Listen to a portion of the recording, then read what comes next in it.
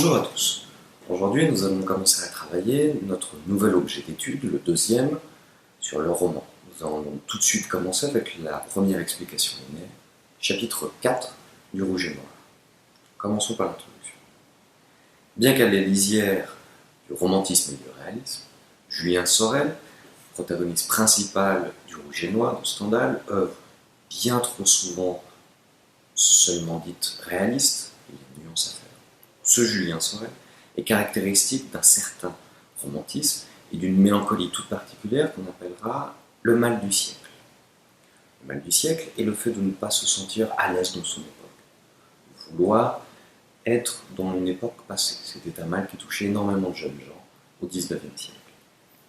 Donc ce Julien Sorel, on le voit tout au long du roman, plus enclin au charme napoléonien qu'à la brusque industrialisation, plus enclin à la contemplation livresque qu'à la participation de la Syrie familiale.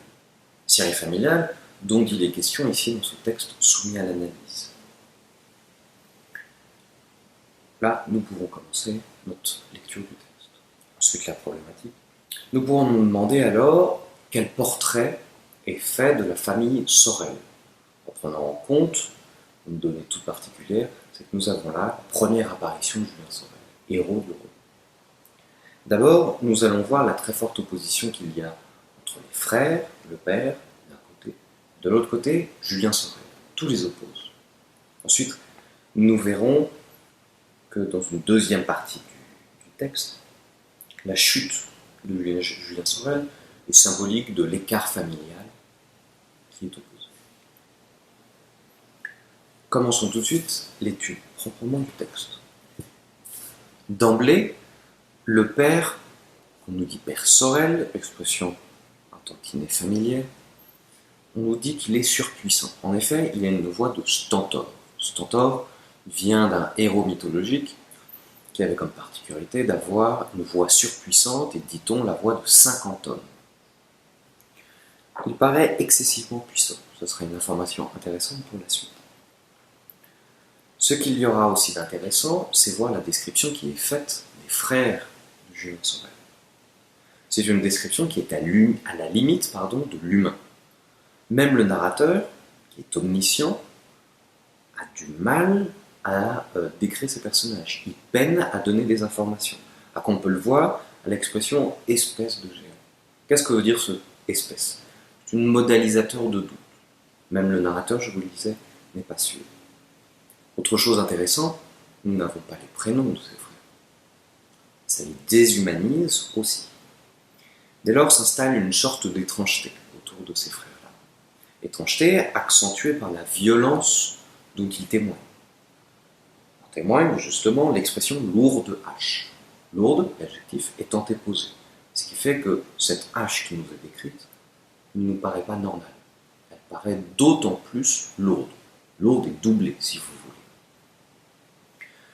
Ensuite, ce que nous pouvons faire, c'est que ces frères bûcherons, on nous dit qu'ils écarissaient les troncs d'un sapin.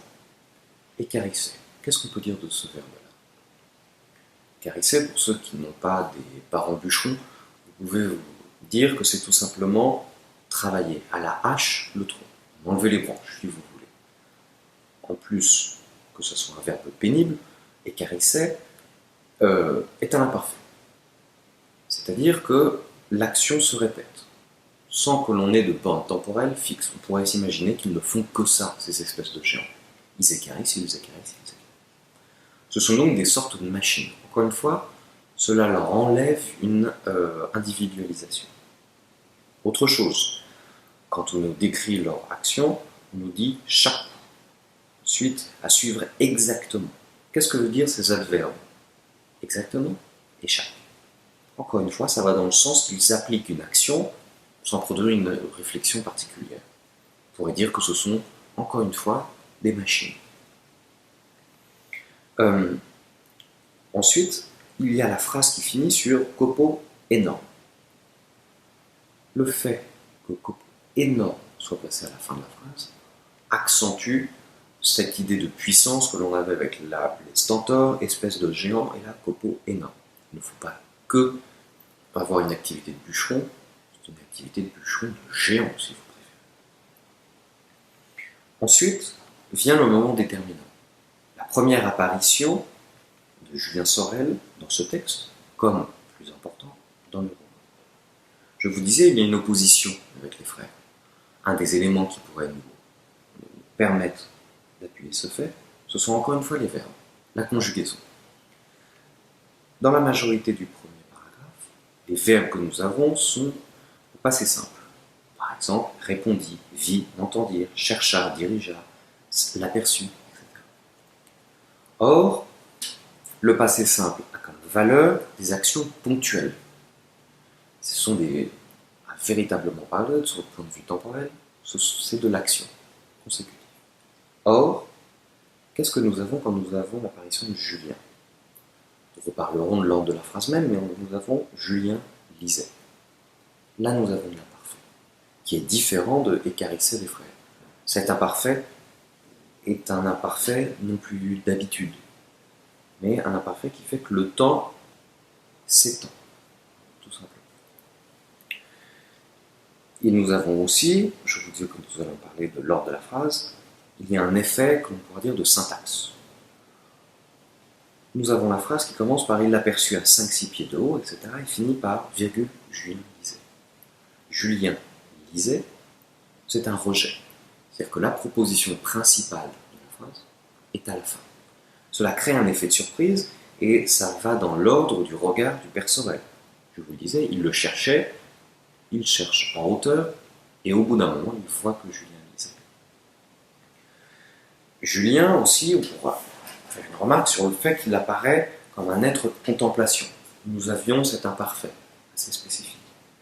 Et nous avons aussi le fait qu'il soit absorbé par la lecture et sa position en hauteur. On dit qu'il a 5-6 pieds de haut. Tout cela porte à croire que ce personnage, on nous suggère qu'il aspire à s'élever par l'effort intellectuel. Déjà, il y a une opposition avec ses frères. Donc, ces éléments permettent de voir l'opposition dans la famille.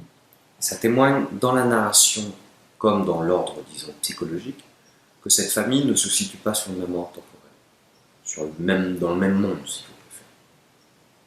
Autre chose, si les frères étaient distingués comme des espèces de géants, Julien, lui, on nous donne une caractérisation directe, il a une taille mince.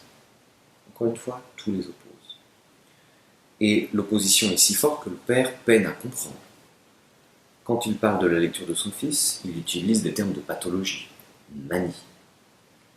Et on pourra noter la dernière phrase du premier paragraphe, qui est l'ironie de l'auteur. Il ne savait pas lire lui-même, en parlant du Père Sorel. Il est en effet bien aisé de haïr ce que l'on ne peut pas comprendre. Passons maintenant au moment de la chute. Encore une fois, ce moment va commencer avec des oppositions de verbes. Ce fut, appela, là c'est le Père Sorel, au passé simple. Quand nous passons au jeune homme, Julien Sorel, nous avons de l'imparfait. L'opposition perdure. Ce qui va être fait, c'est que le Père Sorel va essayer de faire tomber son fils. En faisant tomber son fils, ce sera le livre qu'il avait dans la main qui tombe. Chose intéressante, on nous parle d'abord du livre qui tombe, puis de Julien Sorel. Il y a une hiérarchie qui est faite. C'est sans doute celle de Julien Sorel. Dans le fait que le livre tombe, nous avons d'ailleurs une allitération en L. Un coup violent fit voler dans le ruisseau le livre que tenait Julien. Comme si cette sonorité de L faisait accompagner le livre dans le ruisseau dans lequel il va tomber. Je vous l'avais dit, le second coup, ça sera Julien. Et vous pouvez voir que la même syntaxe est utilisée.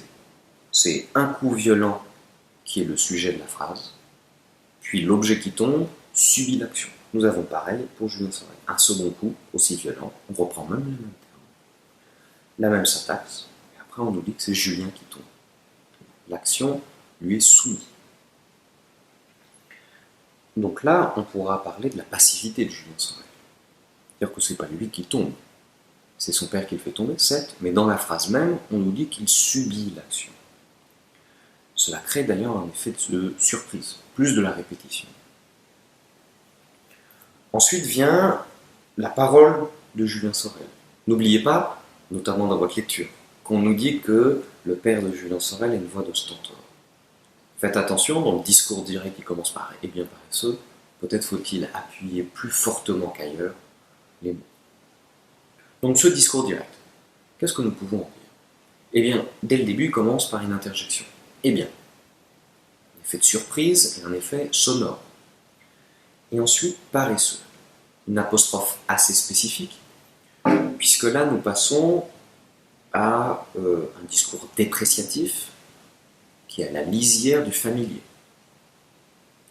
Ensuite, quand il dit « tes mauvais livres » ou « chez le curé »,« à la bonne heure », là, ce sont encore une fois des formulations familières qui paraissent assez loin du livre que lisait Julien. Je me permets juste une parenthèse par ailleurs, j'ai oublié de le dire, le livre que lisait Julien, c'est le Mémorial de Sainte-Hélène de Lascuras, qui est un livre sur Napoléon.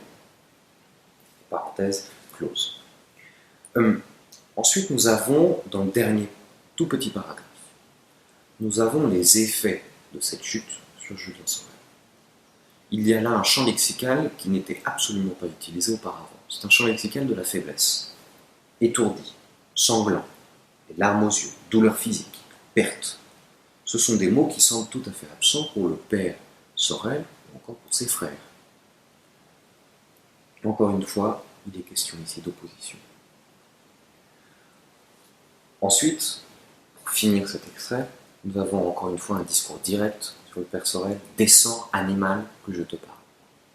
Là, nous aurons presque les mêmes remarques à faire.